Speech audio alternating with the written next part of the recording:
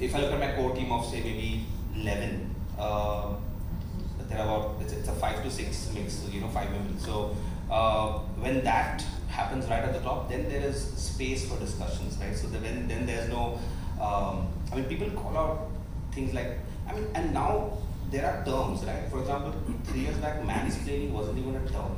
Now it's not even a term, it's a very cool term. So when somebody goes on, you're like, wait, you're mansplaining, then the guy can't come back from that, right? So he's very, very sensitive about how he has debates, how he has arguments. And secondly, the point about knowledge is power, right? So how do you cut through the clutter of a discussion? I think those days are gone when only volume of your voice would enable you to cut through clutter, especially in an industry like this.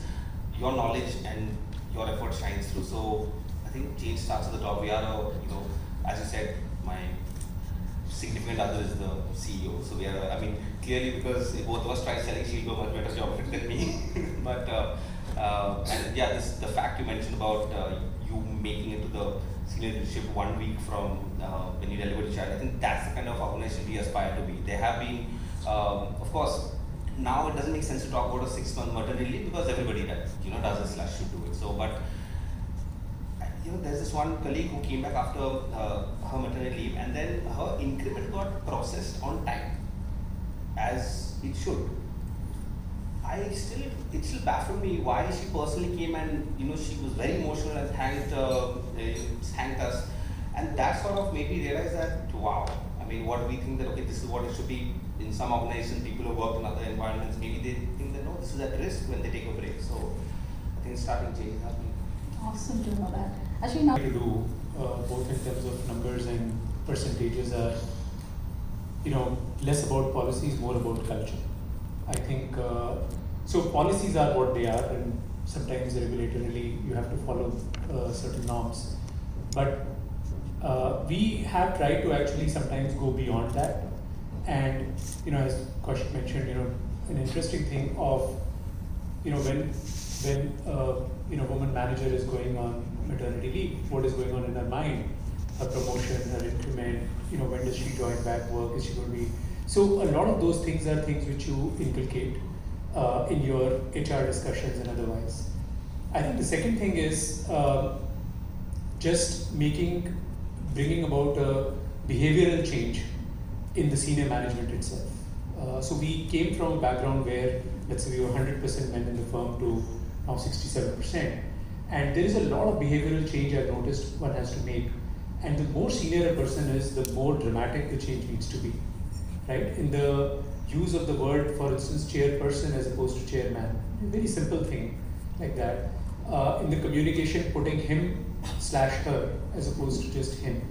So I make it a point myself, and I'm sure the senior management does that too, to see these together, with the, we are also, in some manner, when we see that there is an inherent bias which is coming in, the mind of the manager, let's say a male manager, woman subordinate, and there is an inherent bias. We try and go overboard to educate that person on, on the bias and, kind of try and correct that there and then. So I think we've followed these simple hacks. I don't think there is one solution fits all or something so dramatically innovative which we've been able to do, except for doing these small little hacks which we think all add up to changing the behavior of people and hence the culture. I'd like to jump in. Started directly recruiting from certain select schools, and now we got some 300 women on the plant floor. I know it's a drop, but because this has become sort of a priority, many of our companies like Swaraj Tractor Company and several of our services, truck and bus company, a few of our companies have now women in the plant floor. The other thing we tried, one of our companies tried, which is our aftermarket company. It created a call center for only women. So just to create an only women environment, and copying that and trying to do one of our plants said one line is only women. An engine line in Igatpuri is only run by women. So there's a little bit of healthy competition. I don't know whether it's just to show the videos on Women's Day or real push priority, but it's starting. I think I can see the beginning of this shift. We have started the second careers program, which is for women who have dropped out of the workforce. They can come in on a contractual basis for a certain period of time, and it's, when I say we, I mean in the large conglomerate of 100 subsidiaries and 10 listed companies. Somewhere this is happening, not across the board, but this second careers program has picked up some steam. That it's sort of a win-win. As they come in, they can try on a contractual basis for some time, and if it doesn't work out for either party, then they can part ways. So this has recently started. I think in a solar company, we are having women engineers on the field. So I feel across the board, people have started looking at it and seeing what are the small plugs we can do to bring more and more women into the workforce across the rank and file. I came to new ways of thinking. I learned many things about women actually. I learned a little deeper than what I'm supposed to. So I understood women better, and then I started acknowledging in different way. I started understanding in more better way. If you don't really say a complete line, probably I can guess with your expression and body language that what you mean to really say. I'm a little scared right now. Yeah. So, problem for me to dive in for one question that I have seen most of the women, like in many big positions, working with men so closely. Have you understood men better when you started working in in a corporate atmosphere? Because I've kind of understood women better when I got into dance shoes. So I just generally want to understand. Perhaps it can also trigger your question. Question for the moderator. Yeah. No, I think we are probably not the right subset of people to be asked this question, because at least the kind of families we have come from, that kind of difference between a boy child and a girl child did exist. At least we are a different generation from our mothers or grandmothers. So I think we were already in kind of an equal footing. I think the difference started appearing after a certain life stage. Early part of the career, men and women actually think alike, do same things, have same competencies. In a way, I think even the competency starts differing a bit because of certain restrictions you have on travel, etc., etc. And that's when you start noticing more.